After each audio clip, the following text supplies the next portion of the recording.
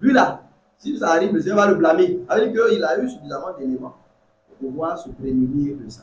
Voilà, mais il n'a pas fait. Donc, M. Wesley, je le disais dernièrement, il parlait de péché, de péché de surprise. Il dit quoi? Il parlait de différents péchés. Puis il dit il y a des péchés qu'on peut mettre dans la catégorie de péché de surprise. C'est que ça te surprend le péché là. Mais il dit que péché de surprise pour lequel le Seigneur t'a averti là, tu es blâmable dedans. C'est-à-dire qu'il t'a averti que, par exemple, veillez prier afin que ne tombez pas en tentation. Tu as dormi. Quand le problème arrive et que tu réunis le Seigneur, ça là, c'est blâmable. Voilà. Mais si par exemple, donc, tu dis que moi je ne vais jamais régner Jésus, tu es sincère. Mais bon, tu n'as pas su que à la sincérité, il faut ajouter la prière. Tu ne le savais pas, tu es ignorant. Le jour où on sort épée, tu dis que tu ne le connais pas. Bon, c'est la faiblesse qui agit là. À la limite, la chose t'a surpris. Tu ne savais même pas que ça allait se faire comme ça. Mais si par exemple le Seigneur dit, ok, mais allons prier, parce que ce que tu confesses là, c'est bien, mais la chair là est faible. Et que à la prière, tu te laisses plutôt aller au sommeil, tu dors. Au jour où le pleuve, si tu tombes là, tu as été quelqu'un qui a été toi-même responsable. Donc voilà un peu ce que je voulais ajouter un peu à ce que le frère partageait pour distinguer l'aspect qu'il a dit qui est très pertinent pour nous tous, mais aussi pour relever le fait que dans le cas particulier des disciples, on voit que le blâme là, ça montre qu'ils pouvaient saisir ces choses sans nécessairement le concours des événements. Et d'ailleurs, le Seigneur s'attendait à ça. Voilà, il s'attendait à ça. Donc, c'est ce que je voulais. Il y a quelqu'un qui voulait dire quelque chose. C'était dans sa base. Ok, merci. Je vais poser une question, mais un peu en rapport avec les choses que vous disiez par rapport à l'école de Paris. Vous disiez que la prophétie, là. La prophétie, c'est pas une fatalité, c'est pas quelque chose de fataliste ou un fataliste. Oui, bon, je dis dans ce sens, mais après, il y a des prophéties qui devaient forcément s'accomplir. Et pour elle, qu'est-ce qu'on dit d'elle? Par exemple, que la Vierge devait accoucher, que le Fils devait venir. Pour elle, c'est des choses qui sont établies de l'autorité de Dieu. Comme Christ me dit qu'il y a les choses que lui-même ne peut pas dire sans que ça revienne de l'autorité du Père. Donc, déjà, les prophéties là, elles ont dit qu'elles sont fatalistes, ou bien elles ne sont pas. Non, bon, le fatalisme, c'est déjà une expression qui n'est pas appropriée. Voilà. Mais en fait, ce que j'explique, même quand tu prends le cas de la prophétie, touchant par exemple une vierge qui va enfanter, bon, où se trouverait le fatalisme? Ça veut dire que moi, je ne discute pas de l'accomplissement de la prophétie. Parce que même ce qu'on a dit de Judas, ça accomplit. Voilà, ce qu'on a dit des apôtres, ça accomplit. Donc, si au niveau de l'accomplissement, ça arrive. Peut-être qu'à ce niveau, on pourrait discuter de ce qu'on appellerait prophétie conditionnelle, ou bien prophétie. Par exemple, le prophète dit que si vous avez la foi, cela arrivera. Ça, par exemple, c'est une prophétie conditionnelle. Au point, par exemple, ça peut ne jamais arriver, cette prophétie-là. Voilà. Par exemple, le Seigneur pourrait nous dire, je permettrai que chacun de vous ait une voiture, mais à condition que vous priez, voilà, cette nuit-là, et que vous ne dormez pas. Donc, je veux dire que ça, cette prophétie-là, ça peut ne jamais s'accomplir. Ça veut dire qu'au milieu de nous, on peut ne jamais avoir une voiture. Dieu n'a pas menti. Il nous avait dit que si la nuit, on ne dort pas, dans la soirée, après dormir. Si on ne dort pas, on va avoir la voiture. Si on dort, ça, je veux dire que ça, il y a des prophéties qui sont conditionnelles ici. Voilà. Donc, à ce niveau, voilà la discussion qu'on peut faire. Il y a des prophéties conditionnelles, mais on pourrait dire qu'il y a des prophéties qui, à la limite, ne dépendent de rien. Voilà. Ça veut dire que le Christ, par exemple, va venir là. Même si on jeûne, on prie, il va finir. Donc ça, par exemple, là. Mais ce n'est pas fataliste. Je veux dire que c'est une prophétie qui n'est pas conditionnée à la limite par si le monde va mal, il viendra. Si le monde ne va pas mal, il ne va pas venir. Par exemple, si on dit ça comme ça, là, ça donne des possibilités. Voilà. Mais au niveau de l'accomplissement de ce que tu as dit là, par exemple, qu'une vierge enfantera, bon, ce n'est pas fataliste. Voilà. Quand je dis que ce n'est pas fataliste, c'était pour faire comprendre que ce n'est pas parce que, en fait, Dieu n'a pas dit que les bergers seront frappés et les brebis vont être dispersées. En fait, c'est pas que les brebis sont dispersées parce que Dieu l'a dit. Voilà. En fait, expliquer ainsi, ça dédouanerait même en fait les brebis. Voilà. Parce que je dis que bon, de toute façon, Dieu, c'est ce qu'il a dit là, qui s'est fait. Voilà. Donc, c'est comme ça aussi que Judas, par exemple, pourrait se dédouaner aussi de sa responsabilité, parce que Dieu avait dit que celui qui met sa main avec moi dans le plat, c'est lui qui va me livrer. Donc, lui, il va dire qu'il n'a fait qu'accomplir la prophétie. Hein. Voilà. Pourtant, il est maudit, ce qui montre qu'il est responsable. Mais on voit bien qu'en fait, je voulais faire comprendre que la prophétie annonce que Judas allait, enfin que le Christ allait être livré. C'est parce que dans la préscience de Dieu, il a vu qu'il y aurait quelqu'un qui va faire ça. C'est pourquoi il a dit, mais ça rentre dans le dévoilement de sa sagesse dans son œuvre. C'est pourquoi il parle comme ça. Maintenant, pour la vierge non enfantée, par exemple, bien que Dieu a dit une vierge, ou bien la vierge enfantera, mais ça a dû être Marie. Ça n'a pas été n'importe quelle vierge. Je veux dire que, ce qui veut dire que, par exemple, même, il a fallu que la sœur, elle soit vierge. Parce que, c'est pas parce que Dieu avait dit ça là, que Marie, là, elle était libre. Voilà. Donc, si par exemple, la loi qui dit de marcher dans la virginité jusqu'au mariage, là, si elle n'écoutait pas, mais elle dit que, de toute façon, elle est choisie. Même si elle n'est pas vierge, elle va enfanter là. Ce ne serait pas, je ne sais pas si tu comprends. Ça veut dire que ce n'est pas parce que la prophétie a dit qu'une vierge enfantera que la loi qui dit qu'il faut se garder jusqu'au mariage. En fait, c'est ça que Marie gardait. C'est pour ça que le jour où je vous ai parlé à une réunion en ligne, j'expliquais que c'était même le sens de sa question à l'ange. Je vous dis que comment cela va se faire, vu que moi je ne connais pas d'homme. Ça veut dire que la loi nous dit de ne pas avoir de contact avec un homme sans mariage. Moi, tu me dis que moi je vais enfanter. Comment ça va se faire? Parce qu'en fait, moi je suis cette loi qui dit de ne pas avoir de rapport avec un homme sans mariage. Donc on voit que ce qui a qualifié Marie, c'est vrai, on dit qu'elle a la préscience de Dieu, mais c'est parce qu'il voyait qu'il aurait une jeune femme qui, dans son obéissance à Dieu, serait en état de virginité, qui donc pourrait être celle qui va porter le Messie. Mais je veux dire que ce n'est pas parce que la prophétie avait dit ça que Marie était vierge. Je ne sais pas si vous comprenez. Ce n'est pas parce que, comme Dieu a dit qu'une vierge enfantera, c'est ça. Donc, ça, à la limite, elle ne pouvait pas faire autrement. Elle ne devrait qu'être vierge. Non. Elle était libre, comme toutes les jeunes femmes qui étaient en Israël, qui entendaient la loi pour marcher selon ça. Mais pendant qu'elle marche selon cette loi-là, elle rentre dans le chemin donc de Dieu pour l'accomplissement. Quand Dieu dit que la postérité d'Abraham là, va souffrir, puis 400 ans après, il va les faire sortir, ça, il n'a pas parlé de Moïse dedans. Voilà. Là, il a dit à Abraham comme ça. Mais comment il allait le faire?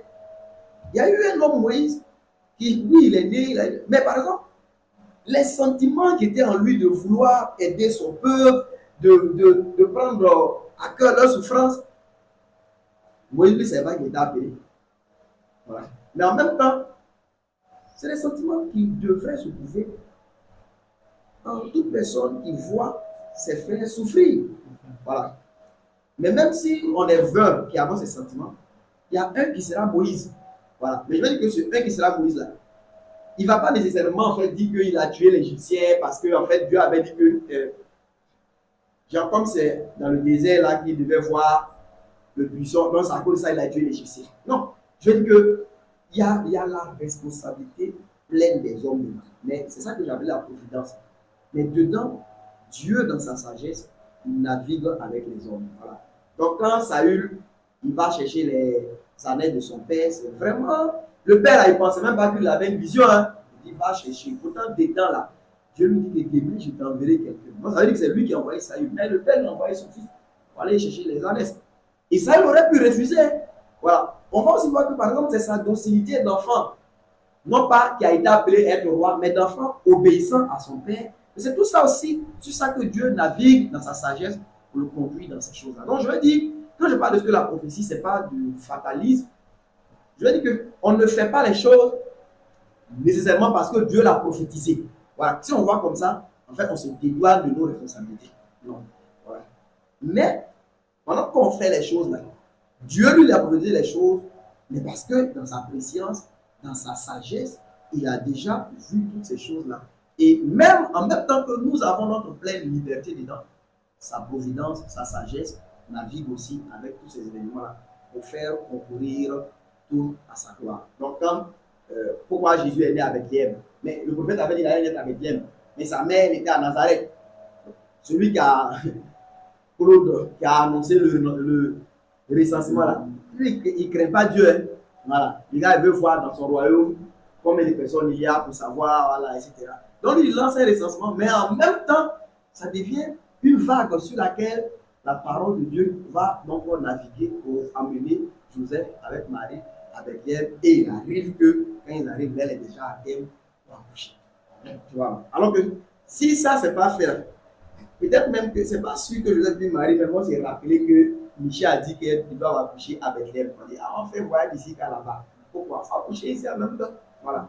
Mais il y a une chose qui est dite, voilà, pour que ça porte finalement ces hommes-là. Donc je veux dire que ce n'est pas, on ne va pas dire que Claude a annoncé un recensement parce que Dieu l'avait prophétisé. Non. Voilà. D'ailleurs, dans la prophétie, il n'avait pas parlé de recensement dedans.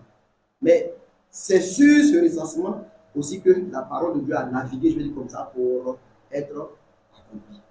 Donc, je voulais simplement faire comprendre, quand je parle de fatalisme, il y a des prophéties qui sont, on pourrait dire, sans condition de l'homme ou sans concours de l'homme. Voilà, Dieu va envoyer le Messie, il a décidé, il enverra en son temps. Ouais. Voilà. Mais par exemple, quand Jonas dit, répandez-vous bien encore 40 minutes et plus, c'est vrai qu'il n'a pas mis de conditions dans sa parole. Mais par exemple, on a vu que la repentance, parce que Dieu voulait détruire Ninive, non pas parce qu'il y a un mouvement particulier de haine contre eux, c'était le péché. Et quand ils ont réglé le problème qui envoyait par exemple le jugement sur eux, il a laissé tomber. C'est ce qui a fait que Jonas s'est fâché. Voilà. Il s'est dit que toi, tu me fais annoncer les choses et puis tu ne l'accomplis pas. On va me prendre pour l'info pour faire. C'était ça son problème. Ouais. Mais par exemple, cette prophétie, c'est vrai, c'était une prédication, mais c'était de la prophétie, puisque c'est Dieu qui lui avait révélé ça. Mais cette prophétie de Jonas, par contre, elle, on va dire qu'elle était du nombre des prophéties conditionnelles. C'est pas que Dieu a décidé de détruire Ninive, point barre. Non. Il dit leur méchanceté là, c'est ça. Donc, et si c'était une décision comme ça, pourquoi il envoie pour faire? Il aurait pu les détruire. Mais quand il dit, mais encore 40 jours, le roi l'a vu que s'il y a 40 jours, prenons ça, on va chercher à apaiser Dieu. Voilà. Et pendant qu'ils l'ont apaisé, effectivement, ils ont touché son cœur. Et puis, il est revenu de cette colère. Donc, par exemple, mais il ne peut pas avoir un acte que nous on peut poser, puis Christ va plus venir. Voilà, je dis aujourd'hui, il n'y a pas quelque chose que nous on peut faire, là, ça a touché tellement le cœur de Dieu que Christ va plus venir. Donc, par exemple, l'annonce du retour de Christ, on mettra ça du nombre de prophéties, c'est sans condition. Ça va s'accomplir tôt ou tard. Voilà. Mais une prophétie de ce chemin dans lequel tu veux marcher là n'est pas bon. Voilà. Je mets par exemple mon châtiment sur ce chemin. Mais si j'entends ça et que je me répands là, le châtiment ne va pas continuer à rester sur moi. Donc ça, on pourrait mettre ça du nombre de choses qui sont conditionnées. Voilà. Mais au-delà de ça, toutes les prophéties, il y a toute la volonté de Dieu, sa providence, sa science, sa sagesse dedans. Mais en même temps, il ne force pas les hommes dedans. Voilà, il ne les force pas. Et je dirais que le mauvais cœur des mauvais, ça sert à accomplir les parties où on a besoin des mauvais. Et puis voilà, le bon cœur des bons, ça sert à accomplir les parties où on a besoin des bons. Voilà. Donc on avait annoncé que Jésus là, il allait avoir son pouvoir avec le riche. Le bon cœur de c'est Joseph, non, d'Arimathée, ça a permis que Joseph et que Jésus repose dans un tombeau de riche. Voilà, c'est le bon cœur de l'homme. Mais si c'était quelqu'un, si c'était voilà, un homme qui était de mauvais, c'est pas lui qui a accompli cette prophétie. Maintenant, voilà, celui aussi, on dit qu'ils l'ont percé là. Bon, le soldat, lui, il allait jouer son rôle là. Lui-même, il ne sait même pas ce qui s'est passé là. C'est nous, on étudie ça.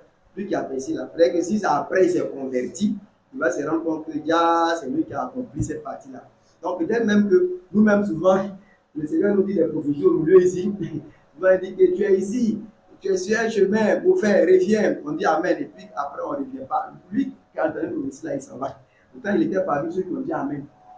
Voilà. Mais ça veut dire que, voilà, souvent on entend, mais voilà, ça peut nous tirer à nous. Bon, je finis avec ça. Bon. D'accord. Non, attends. Oui. Alors, non. Le proverbe qui dit on jette le sort dans le vêtement et puis toute décision vient de l'Éternel. Oui. Ça veut dire que, quelles que soient les décisions que les hommes vont prendre, ça accomplit forcément la volonté de Dieu. Voilà, ça concourt d'une manière ou d'une autre au déroulement du plan de Dieu. Mais ça ne veut pas dire que Dieu approuve et est pour tout ce qui se fait par les hommes. Voilà. Donc, parce que ce sont ces compréhensions mauvaises là qui ont porté les gens dans Jacques là à enseigner une foi sans œuvre. Parce qu'il y a des textes, comme le prophète dit que est-ce qu'il peut avoir un mal dans la ville sans que cela vienne de la part de Dieu? Donc les gens disent qu'il y a Même si tu trompes ta femme, c'est Dieu qui a voulu. Ouais, mais ça, c'est une insulte. Donc, les gens ne comprennent pas. Quand on parle ainsi, c'est pour montrer qu'on a un Dieu à qui rien n'échappe. Mais rien n'échappe ne signifie pas qu'il approuve tout ce qui se fait. Voilà. Donc, bon, j'ai entendu l'éducation de quelqu'un, voilà, un peu les gens sont en train de dénoncer, mais qui, par exemple, quand Dieu dit à Israël que les enfants d'Israël, ils ont commis des péchés, ça ne lui est jamais monté, en fait, à l'esprit. Il n'a jamais pensé à ça. Voilà. Bon, c'est une manière humaine de parler. Ça me fait comprendre que, en tout cas, où vous êtes arrivé là, vous êtes arrivé loin. Voilà. Mais ça ne veut pas dire que ça échappe à Dieu. On comprend, non? Voilà. Mais il parle comme ça pour faire comprendre qu'en tout cas, où vous êtes arrivé là, franchement, voilà, vous êtes arrivé loin. Ça veut dire que c'est des péchés même. Tu vois, voilà. Vous voyez que, de toute façon, nous, on peut avoir, il y a des poupées sexuelles que les gens sont en train de faire. Ouais, ça veut dire que ça, c'est les choses que Dieu voit. Il dit, ouais, ça, vous êtes arrivé loin. Mais, il ne faut pas que quelqu'un va penser que ça échappe à Dieu. N'est-ce pas lui qui a dit par Jean que l'image de la bête là va parler? Il y a longtemps, il a dit ça. Mais ça, ce sont des choses même vers lesquelles nous sommes encore en train de partir. Donc, rien ne lui échappe. Il sait comment notre monde deviendra du jour au jour. Mais, en parlant comme ça, c'est aussi pour montrer toute notre responsabilité dans ce qu'on fait. Quand il dit que vous avez fait des choses même auxquelles moi-même, à la vie, je n'ai pas pensé, des péchés même qui ne sont même pas montés à moi ma pensée, c'est pour faire comprendre qu'on est responsable. En même temps, c'est des choses en fait, qui lui répugnent au point où il s'est dit, mais je ne sais pas où on sort ça. Mais il faut pas que quelqu'un s'appuie sur ça pour dire que il y a des choses qui échappent à Dieu. Ça, c'est une mauvaise interprétation de la parole de Dieu. Et c'est ça qui souvent trompe les gens. Quand je vous dis que le texte de Dieu ne se repent pas de ses dons et de ses appels, la plupart du temps, on prend ça pour parler de dons spirituels. Pourtant, Romains 11 où Paul a cité ça, il ne parlait pas de dons spirituels. Voilà. Donc on dit que don là, on dit que Dieu me dit que ce n'est pas de ses dons. Donc si tu as un don de prophétie là, même si tu deviens sorcier, tu continues à prophétiser. Ouais, cette manière d'interpréter là, elle est mauvaise. Elle est mauvaise. Parce que je dis que bien qu'on pourrait faire des applications de cette parole au sujet peut-être des dons, mais il faut d'abord voir de quoi l'apôtre parle quand il déclare cette parole. Parce que quelqu'un peut dire que l'Écriture dit que Dieu ne peut pas mentir. C'est écrit, non? Donc, il peut dire que Dieu n'est pas tout puissant. Parce que quelqu'un qui est tout puissant, c'est qu'il peut tout. Or, il ne peut pas mentir. Ouais. Mais quand l'on dit que Dieu ne peut pas mentir, le prophète ne parle pas de la puissance de Dieu là. Il parle plutôt même de sa sainteté et de sa fidélité. Ça veut dire qu'il est en train de traiter le sujet de la fidélité. Donc il dit qu'il t'a fait une promesse, il ne va pas mentir. Parce qu'il n'est pas un homme pour mentir. Tu vois que lui est en train de parler du sujet de fidélité. Si moi je sors ça sans faire attention au sujet qu'il traite, et que je m'en vais appliquer ça sur le sujet de la puissance de Dieu, je peux mentir que Dieu ne peut pas tout. Parce que l'Écriture même dit qu'il ne peut pas mentir. Or, quelqu'un qui peut tout, c'est qu'il peut tout, ou bien il ne peut pas tout. Mais on dit qu'il ne peut pas ça, c'est qu'il n'est pas tout puissant. Mais ça, c'est de l'hérésie. Donc, quand on lit un texte où il est écrit que, par exemple, tout vient de Dieu, comme tu as cité le proverbe, et que je lis un autre texte où Dieu dit que, ah, ça, ce que vous avez fait là, moi, je n'ai pas pensé à ça. Il faut comprendre le contexte dans lequel il dit ça, montrant, en fait, l'ampleur de la dégradation dans laquelle les hommes sont tombés et l'horreur que ces choses qu'ils font là lui inspirent. Au point où il dit que mais ça, c'est pas possible. Voilà. À la limite, c'est comme si Dieu disait que, bon, péché, mais est-ce qu'on a besoin d'arriver là? Quand on dit que, à cause de trois ou quatre choses, je ne révoquerai point mon arrêt par rapport aux Ammonites là. Il dit que pour élargir leurs frontières, ils ont fendu le vent aux femmes enceintes de Galade. Alors, vous voyez, par exemple, Dieu dit que bon, conquête là, vous pouvez faire des conquêtes. De toute façon, vous êtes tous mus par ce désir de posséder. Ok, mais vous pouvez faire des conquêtes sans arriver dans ces gens d'atrocité. Parce que est-ce que pour conquérir un endroit, vous avez besoin de vendre à des femmes enceintes? C'est quoi cette atrocité? C'est pas nécessaire. Voilà, vous pouvez, oui, vaincre les gens. Je voudrais même dire que Dieu, il veut dire que même si vous voulez les tuer, ben, vous pouvez les tuer, mais sans arriver là. Voilà. C'est quelle manière de tuer? Ça là. Voilà. Et voilà des choses que Dieu dit, mais à la limite, dans votre méchanceté extrême. C'est comme si vous tuez là, si vous tirez sur quelqu'un qui est mort comme ça vous fait mal, quoi. Voilà. Il faut arriver à de telles atrocités. Donc, voilà des manières de pouvoir, je vais dire que, comprendre, aborder les choses qui nous donnent de rester dans les bonnes limites. Voilà. Donc, tout vient de Dieu, oui, c'est vrai. C'est pour nous parler de ce que ce Dieu-là, il n'y a pas une chose qui lui échappe. Alors, je pense que dans le milieu évangélique, là, il y a dans le temps, je pensais que c'était dans la Bible. Bon, je ne sais pas si ça est dans la Bible, mais moi, je sens que je ne l'ai pas encore vu. On dit Dieu, il voit une fourmi noire dans une nuit noire, sur une bière noire. Non, ce n'est pas dans la Bible, non? Ou bien ça est dans la Bible? Non, c'est un peu revu. Bon, frère, non, ce n'est pas dans la Bible. Ça là, c'est pas écrit dans la Bible. Voilà ce que je vais dire là. Mais par exemple, quand les gens disent ça, qu'est-ce qu'ils veulent faire voir? C'est pour, voilà, c'est pour comprendre que ce Dieu-là, rien ne lui échappe. Et c'est une bonne pensée, même si ce n'est pas un verset biblique, mais c'est une bonne pensée.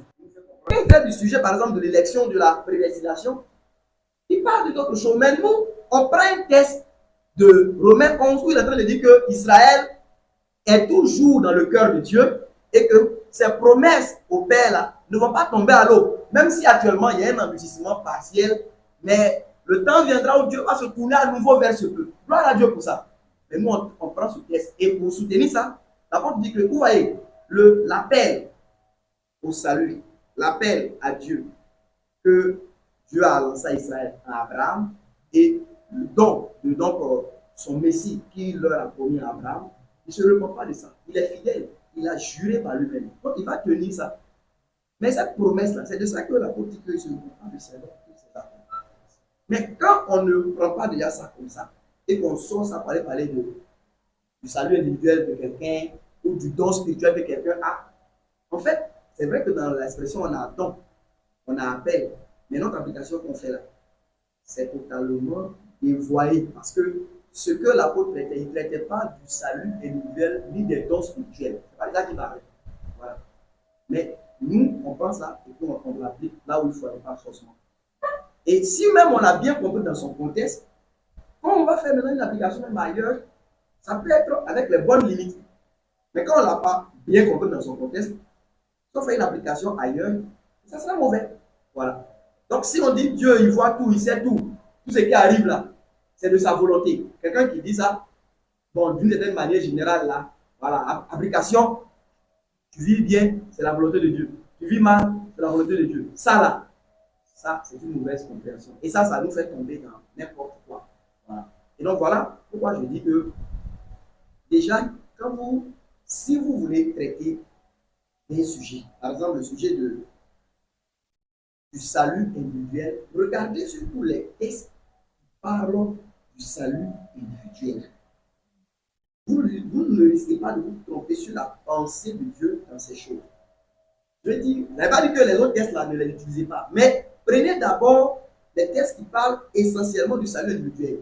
Sans entendre des textes du type, on n'est pas de ceux qui se retirent pour se perdre, mais de ceux qui ont la foi pour sauver leur âme. Donc ça, par exemple, ça vous montre que Paul, dans sa pensée, le salut là, est un salut qui est donné à une foi qui est persévérante.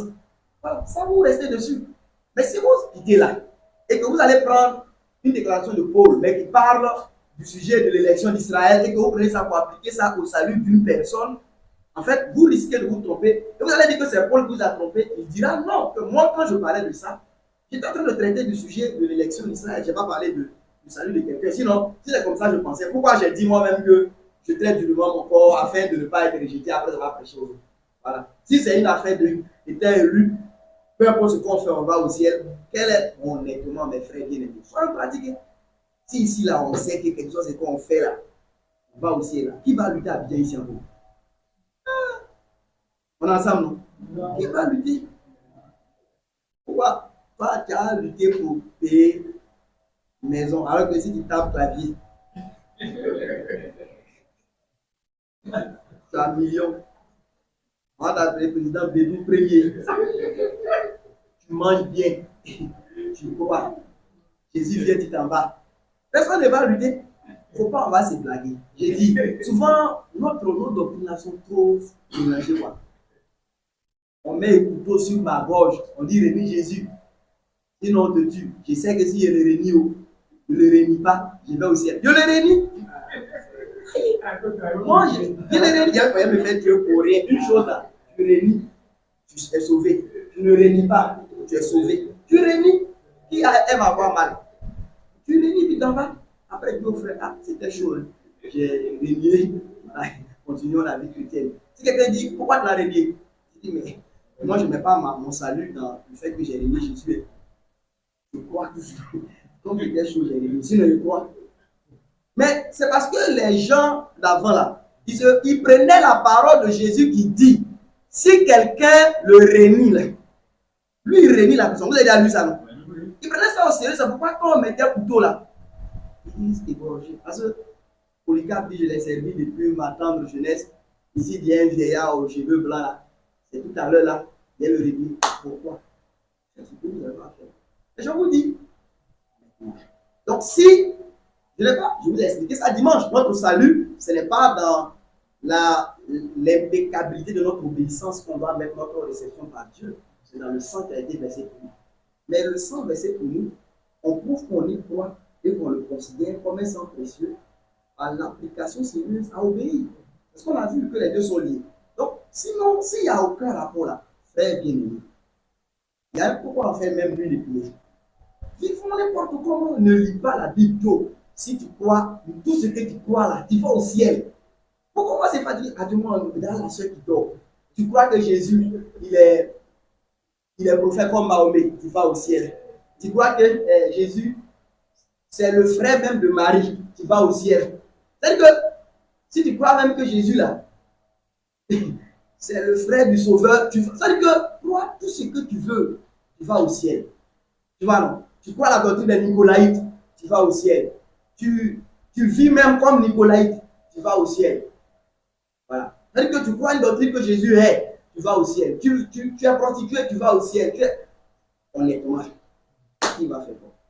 Mais vous voyez que on se trouve souvent dans de nouvelles doctrines comme ça, à partir des déductions de la parole de Dieu. Et je dis que c'est ce que Jacques est en train de réprimander, parce que les frères qui se mettaient à enseigner là-bas, tellement sur la base des déclarations des prophètes. Quand Amos dit que est-ce que quelque chose arrive sans que l'Éternel l'ait ordonné? Est-ce que vous comprenez ce que Amos est en train de dire? Mais il est en train de dire que, vous voyez, il dit, sonne-t-on de la trompette sans que les gens se mettent sur leur garde? Ou bien, est-ce que, il dit, si le lion a rugi là, qui ne serait effrayé? Donc il dit, maintenant si l'Éternel parle, qui le prophétiserait? Parce qu'il dit que même, regardez, il y a ça, c'est des effets, des causes à effet, vous voyez, non? Il dit qu'un lion rugit là, les gens ont peur. Voilà. Donc quand Dieu parle, on doit prophétiser. Voilà. Maintenant, il y a des gens d'Israël, ils disent, hé, prophète, ne prophétise pas ici. Vous avez dit ça dans Amos. On dit, mais hey, tu vas pas prophétiser là-bas, ici, là, c'est le palais de Jéroboam, ici, là, on ne prophétise pas ici. Il dit, mais moi, il est berger. Et puis Dieu m'a dit de venir prophétiser, toi tu viens de ne pas prophétiser. Donc quand il dit même, est-ce qu'il y a un malheur qui arrive même sans que l'Éternel ne l'ait ordonné? Mais il est en train de dire que si moi je viens vous prophétiser, même le malheur là, c'est parce que Dieu l'a ordonné sur vous à cause de vos péchés. C'est ce que moi je suis en train de dire. Ça veut dire que ne prenez pas le fait que la prophétie que j'envoie, ça parle d'un malheur pour dire que ça ne vient pas de Dieu. Il dit non. C'est que le prophète, c'est Dieu qui m'a demandé de venir prophétiser. C'est Dieu qui a dit, c'est pourquoi je viens vous prophétiser ce malheur. Et je vous le prophétise, non pas par un mouvement capricieux de Dieu, mais à cause de votre mauvaise manière de marcher. C'est pourquoi il dit, est-ce que deux personnes marchent ensemble sans être convenues? Il a posé la question, mais vous Israël, vous et moi, venez Dieu, normalement vous dites qu'on marche ensemble. Mais ce que j'ai dit, ce qu'on a mis comme cause là, vous faites ce que vous voulez. C'est ce que ça veut dire.